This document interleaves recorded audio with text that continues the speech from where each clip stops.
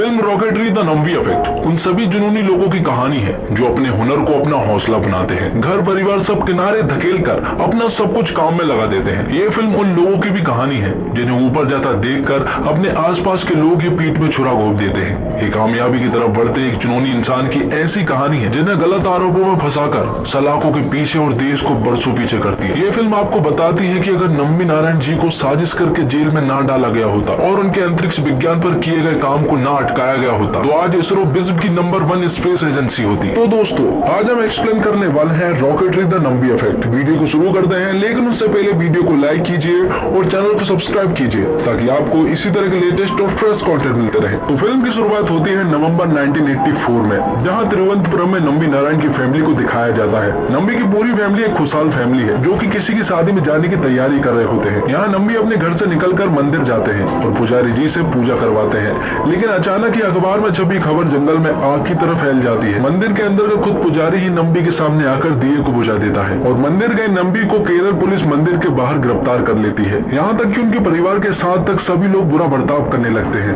जबकि वो इस बात से बिल्कुल अनजान थे। उन्हें समझ नहीं आता कि अचानक से उनके साथ ये हो क्या रहा है और न ही दर्शकों को पता चलता है। इसलिए कहानी पहुंच जाती है 2013 में, जहां 19 साल बाद मंगलयान की सफलता का जिक्र होता है। नंबी बॉलीवुड के किंग यानी शाहरुख खान को अपना इंटरव्यू देने जाते हैं। वहां से उनके जीवन की परतें खुलना शुरू होती है। कार्यक्रम की शुरुआत नंबी के गुरु और भारतीय अंतरिक्ष कार्यक्रम के पितामह विक्रम साराभाई से शुरू होती है, जहां हमें बताया जाता है कि मिशन मार्स में किस देश को कितने पैसे और कितनी मेहनत लगी। सबसे पहले यूएसए के बारे में बताया जाता है।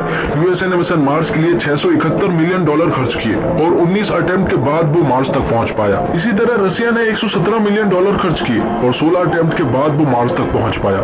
यूरोप ने $312 खर्च किए और 4 अटेम्प्ट में पहुंचा। लेकिन अब बात आती है इंडिया की। इसरो ने $74 मिलियन खर्च किए और सिर्फ 1 अटेम्प्ट में ये उपलब्धि हासिल की, वो भी उस कीमत में जो कि एक हॉलीवुड साइंस फिक्शन के बजट से भी कम है। जिसके बाद हम देखते हैं शाहरुख खान को। दरअसल शाहरुख खान 2013 में नंबी नारायण जी का एक इंटरव्यू लेने वाला है, जिसमें नंबी जी अपनी जिंदगी के बारे में सब कुछ बताना चाहते हैं कि उनके साथ क्या हुआ और कैसे हुआ। अपनी लाइफ की कहानी वो अपने बचपन से नहीं बल्कि विक्रम साराभाई जी से करते हैं। वो बताते हैं कि विक्रम साराभाई उनके गुरु थे, लेकिन गुरु से भी बढ़कर वो उनके पिता थे जिन्होंने कदम कदम पर उनका साथ दिया। आगे 1969 में एक लैब में नंबी जी एक प्रोजेक्ट पर काम कर रहे थे और उनके साथ और भी साइंटिस्ट थे जो कि उनके साथ काम कर रहे थे। नंबी यहाँ पर अपने प्रोजेक्ट में बार बार फेल भी हो रहे थे, इसलिए वो विक्रम साराभाई से कहते हैं कि अभी ज्ञान की बहुत कमी है, इसलिए उन्हें विदेश जाकर सीखना ही होगा, क्योंकि यहाँ पर रहकर ना तो वो सॉलिड, ना ही लिक्विड और ना ही क्रायोजेनिक इंजन बना सकते हैं, इसलिए उन्हें बाहर जाकर पढ़ना ही होगा। तो नंबी एक कॉलेज में एडमिशन के लिए अप्लाई कर देते हैं और अब क्योंकि नंबी लिक्विड प्रोपल्सन में एक्सपर्ट थे, इसलिए उनका एडमिशन आसानी से हो भी जाता है। नंबी अमेरिका की प्रिस्टिन यूनिवर्सिटी में जाकर रिकॉर्ड समय में अपनी थीसिस पूरी करने वाले थे। तो नंबी कॉलेज की क्लासेस ज्वाइन करना शुरू कर देते हैं,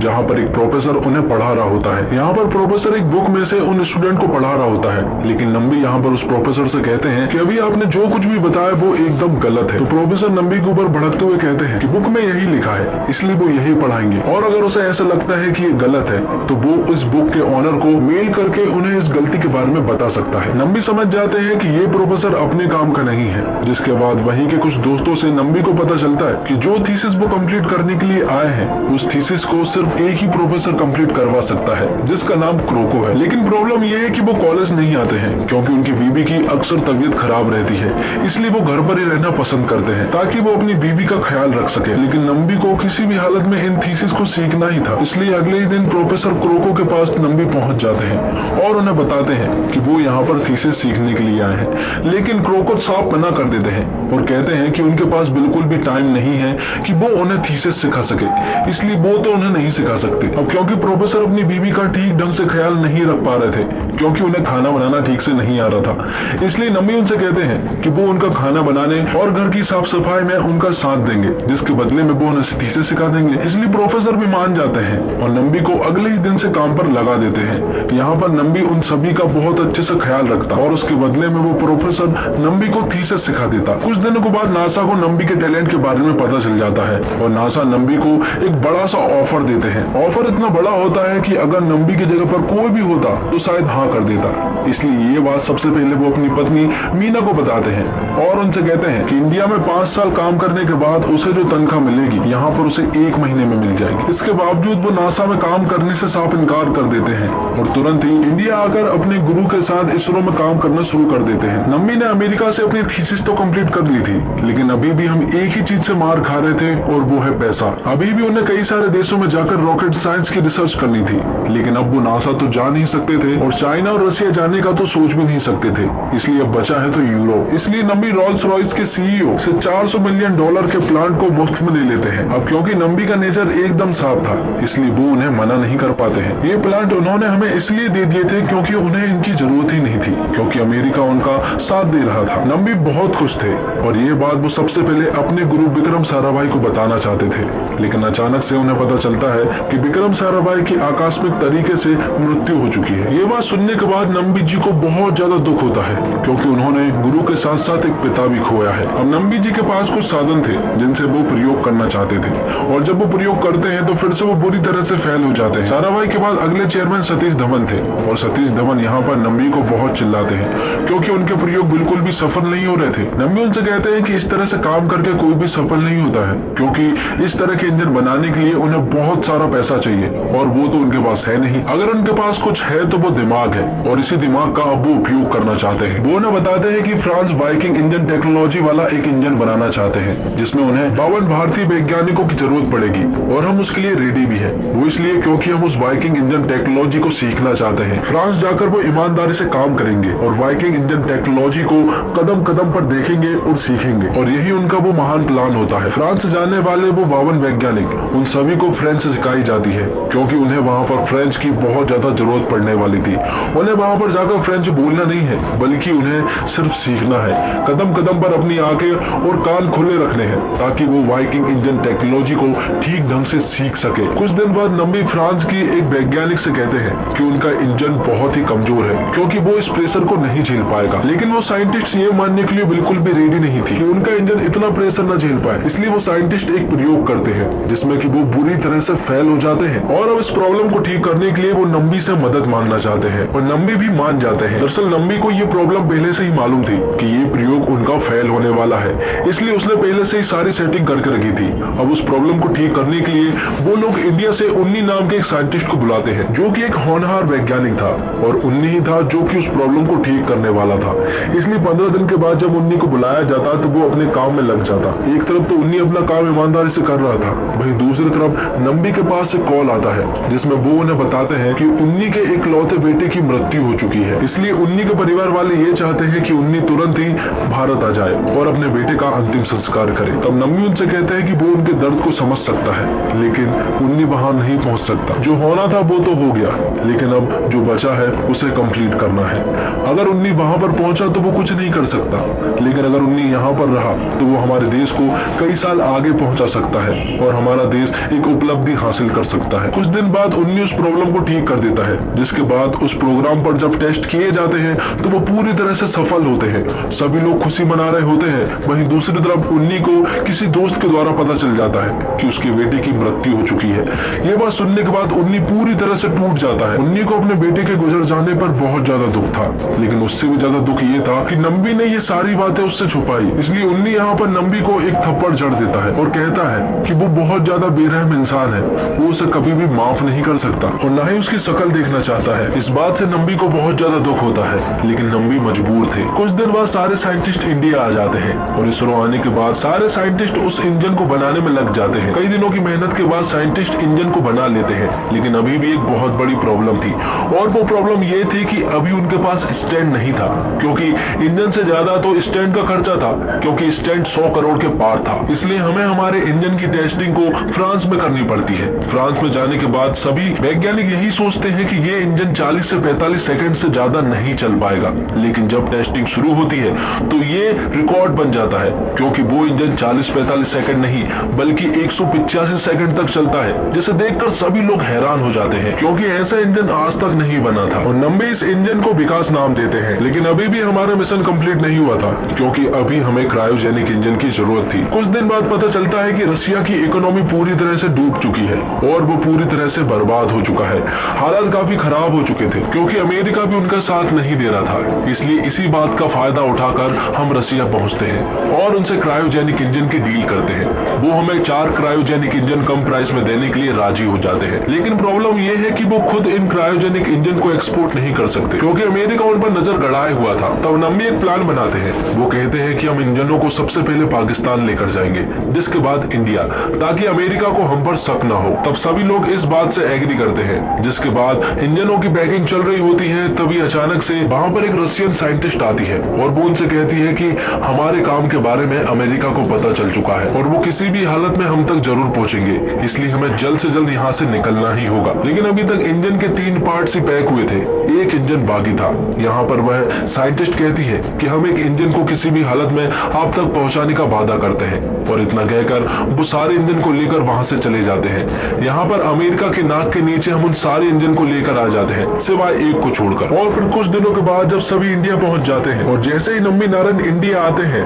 तो उनके ऊपर रॉकेट साइंस तकनीक बेचने के झूठे आरोप में उन्हें गिरफ्तार कर लिया जाता है, जो कि हमने फिल्म की शुरुआत में देख चुके हैं। इस बात का पब्लिक पर बहुत बुरा असर पड़ता है और वो उन्हें गद्दार कहने लगते हैं, यहाँ तक कि उनके घर वालों को तक परेशान करने लगते हैं। दरअसल नम्बी के ऊपर ये आरोप थे कि उन्होंने अपनी सारी तकनीकों को पाकिस्तान को बेच दिया है और किसी मारियम नाम की लड़की के साथ गलत संबंध बनाकर उन्होंने पाकिस्तान से डील बनाई। ये सारी बातें सच है या फिर झूठ, ये सारी बातें हमें आगे पता चली जाएंगी। कुछ ऑफिसर नम्बी नारायण को बुरी तरह से मारते हैं और उनसे उगलवाने की कोशिश करते हैं कि उन्होंने ये सारे गुनाह किए हैं, लेकिन नम्बी इन सारी बातों को मानने से साफ इनकार कर देते हैं। दरअसल वो ऑफिसर चाहते थे कि किसी तरह से नम्बी उनकी बोली गई बातों को एक बार रिपीट करते, जो कि रिकॉर्डर में रिकॉर्ड हो जाता, लेकिन नम्बी उन बातों को रिपीट करने से साफ मना कर देते हैं और उनसे कहते हैं कि वो अपने देश के साथ कभी भी गद्दारी नहीं कर सकते। कुछ दिनों के बाद एक सीबीआई ऑफिसर नम्बी के पास आते हैं और उनसे कुछ सवाल पूछते हैं। नम्बी उन्हें बताते हैं कि वो किसी भी मारियम नाम की लड़की को नहीं जानते हैं और न ही कभी उसने उनसे मुलाकात की है। नम्बी के ऊपर एक और आरोप है कि उसने इसरो की टेक्नोलॉजी को पाकिस्तान को बेच दिया। तो नम्बी उस सीबीआई ऑफिसर को बताते हैं कि जो टेक्नोलॉजी इसरो के ही पास नहीं है, वो टेक्नोलॉजी को पाकिस्तान को कैसे बेच सकता है। और जिस डिजाइन की वो बात कर रहे हैं कि जो उसने बेचे, वो डिजाइन किसी भी बुक स्टोर पर 200 रुपए में मिल सकती है। उस डिजाइन से कोई भी रॉकेट इंजन नहीं बना सकता। वो कहता है कि उसके ऊपर आरोप है कि 24 तारीख को वो मद्रास में किसी होटल में किसी 2 लड़कियों के साथ था, लेकिन वो उन्हें बताता है कि 23 जनवरी को वो अपने एक फ्रेंड के फ्यूनरल पर था और 25 तारीख को वो अपनी ग्रैंड डॉटर के बर्थडे पर था। और वहीं आप बात कर रहे हैं 24 तारीख की, तो 24 तारीख को वो मद्रास में नहीं बल्कि त्रिवेंद्रम में था, इसरो में। थोड़े दिन बाद नम्बी को बेल मिल जाती है, लेकिन केस अभी भी जारी था और यहाँ पर जेल में सबसे पहले मुलाकात करने के लिए जो आया था वो आदमी था उन्नी। उन्नी नम्बी से कहता है कि वो बेरहम हो सकता है लेकिन गद्दार नहीं। ये बात वो कभी नहीं मान सकता। अब नम्बी अपने घर पर आ जाता है, जहाँ पर उसकी वाइफ मीना का बहुत बुरा हाल था, क्योंकि वो इस तरह से अपने पति को और अपने परिवार को नहीं देख सकती थी, इसलिए वो डिप्रेशन में जा चुकी थी। लेकिन पब्लिक ने उन्हें गद्दार मान लिया था और उनके ऊपर गद्दारी का टैग भी लग चुका था, इसलिए हर कभी उनके घर पर पत्थर चलाए जाते और उनके पुतले चलाए जाते।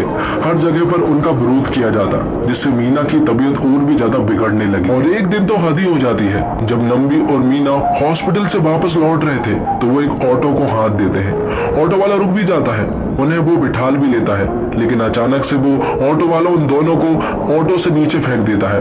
ये पल उनके लिए सबसे दर्दनाक पल था और देखने वाले के लिए भी। कुछ दिनों के बाद नम्बी फिर से इसरो ज्वाइन कर लेते हैं, लेकिन हालात अब पहले जैसे नहीं थे, क्योंकि कई सारे साइंटिस्ट इसरो छोड़ चुके थे। यहाँ पर अरुण राम सबसे कहता है कि वो अपने रॉकेट को मार्स तक भेज सकते हैं। वो उन सबको बताता है कि वो क्रायोजेनिक इंजन का यूज ही नहीं करेंगे।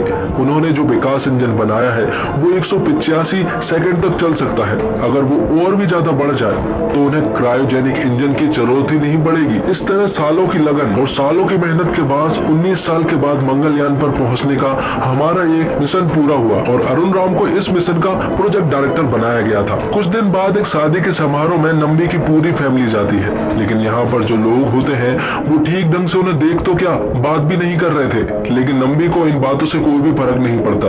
वो इस शादी को एंजॉय करने का सोचते हैं, लेकिन थोड़ी ही देर के बाद नम्बी के पास एक कॉल आता है और वो उन्हें बताता है कि वो इस केस को जीत चुके हैं। और जब ये बात नम्मी और मीना सुनते हैं तो उनकी आंखों में आंसू थे, क्योंकि सालों बाद उन्हें इंसाफ मिला था और अब उनके ऊपर से गद्दारी वाला टैग भी मिट चुका था। प्रेजेंट में हमें बताया जाता कि नम्मी नारायण इस केस को जीत चुके थे और उनकी भरपाई के लिए 1 करोड़ रुपए उन्हें दिए जाने वाले थे, लेकिन अभी तक उन्हें सिर्फ 10 लाख रुपए ही मिले थे। शाहरुख खान उनसे कहता है कि इस देश ने जाने अनजाने में आपके साथ बहुत बुरा किया है, इसलिए पूरे देश की तरफ से वो आपसे माफी मांगना चाहता है। नम्मी नारायण जी शाहरुख खान से कहते हैं कि आप मुझसे माफी मत मांगिए, क्योंकि मैं आपको माफ नहीं करने वाला, क्योंकि अगर मैंने आपको माफ कर दिया तो ऐसा लगेगा कि कुछ हुआ ही नहीं था, जबकि बहुत कुछ हुआ है, इसलिए मैं आपको माफ नहीं कर सकता।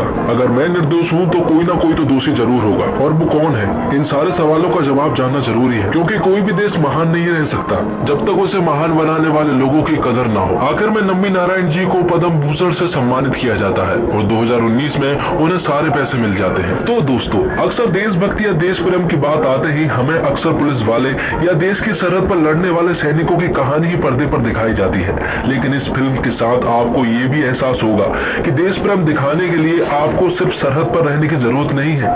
अपने काम को इतनी ईमानदारी से करते हुए अपने देश के लिए काम करने वाले व्यक्ति भी उतना ही बड़ा देशभक्त है। इसरो के इस स्पेशल वैज्ञानिक जिसे कलाम जी भी नहीं समझ पाते थे, उन्हें जिस बार्बरता से पुलिस कस्टडी में मारा जाता वह रोंगटे खड़े कर देने वाला था। इस फिल्म के कुछ सीन्स ऐसे हैं जो आपको भीतर से झकझोर कर रख देंगे। इस फिल्म की कहानी लिखने से लेकर इसे बड़े पर्दे पर उतारने और पर्दे के सामने नम्मी नारायण के अभिनय को जिंदा करने तक सारी जिम्मेदारियां खुद आर माधवन ने अपने कंधे पर उठाई है। अभिनय के मामले में माधवन के जीवन की सबसे शानदार फिल्मों में रॉकेटरी का नाम जरूर गिना जाएगा। वैज्ञानिक नारायण की जवानी से लेकर उनके बुढ़ापे तक उन्हें शानदार तरीके से पर्दे पर उतारा गया है। सिर्फ माधवन ही नहीं, उनके साथ पर्दे पर नजर आ रहे सभी कलाकार किरदार बनकर नजर आए हैं। एक तरफ जहां आप माधवन को प्यार करेंगे, वहीं एक सीन में उनके काम के प्रति पागलपन पर आपको नफरत भी होगी। सिनेमा को यूं ही नहीं समाज का आईना कहा जाता है। कुछ फिल्में ऐसी आती है कि वो आपको अंदर से झकझोर कर रख देती है। ऐसी फिल्मों का कहीं ना कहीं आपकी जिंदगी में उसका प्रभाव रह ही जाता है। ये बात मगर film rocketry the Nammi effect को लेकर कही जाए तो बिल्कुल भी गलत नहीं होगा।